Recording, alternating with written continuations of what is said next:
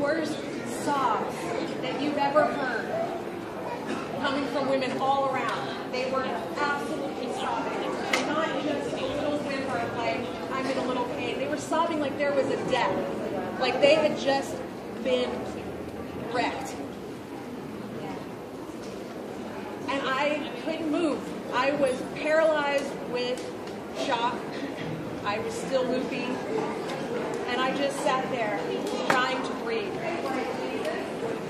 The girl next to me looked over at me and she just started to cry. And she looked at me and she said, "Are we going to be okay? I mean, we're going to be okay, right?" And she took my hand and I couldn't answer her. I couldn't answer her at that point because I didn't know at that point. We held hands and we cried. When I was on my way out, after however long of recovering, the abortionist saw me in the hallway, and he put his hand on my shoulder, and he said, "You'll be fine to resume normal activity within 24 hours. I would suggest that you go and do something fun to get your mind off of it."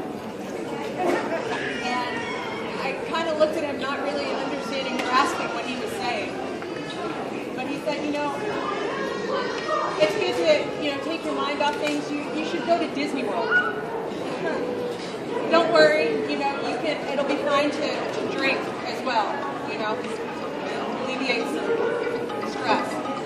And so I was confused as I left there, but I told my boyfriend that, and that's what we did. The next day we went to Disney World after my abortion.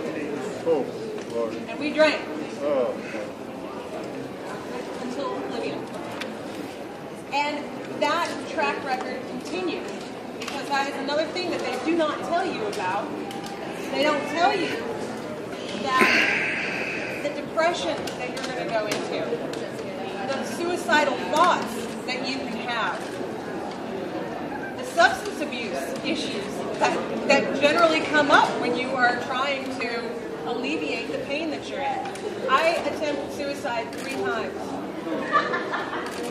I envisioned my car driving off this bridge that I would go to in and out of the town that I lived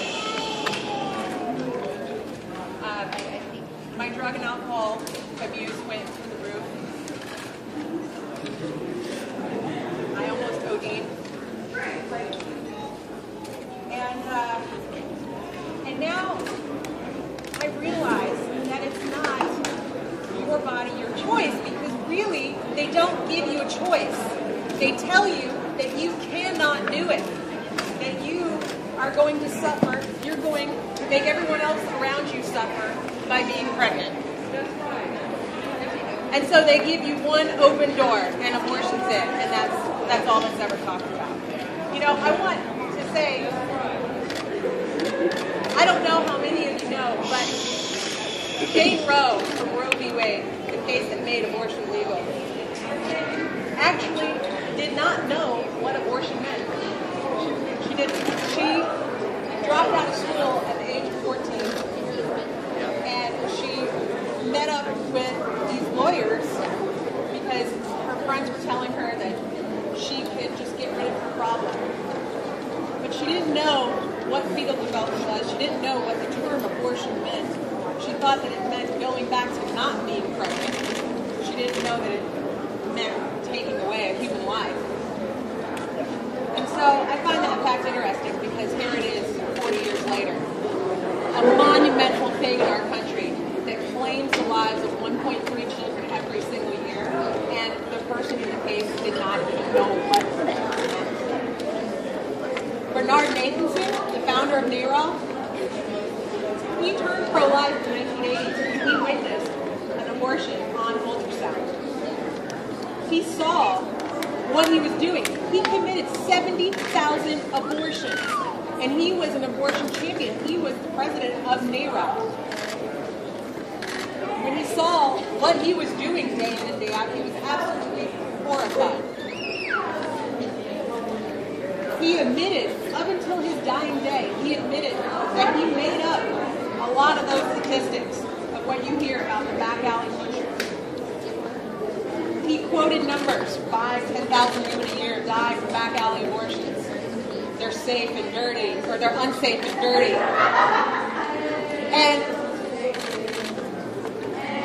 you know, the only difference is between the back alley butchers and today's abortion clinics is that they let you in through the front door. The procedure's the same, the instruments are the same, they let you in through the front door. That's the difference. Herman Gosnell butchered women, butchered children.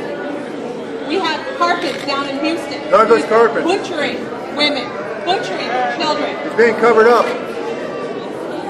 At the beginning of this year, February, 5 women died in February at a Planned Parenthood in Delaware. Do you think you hear about that on the news?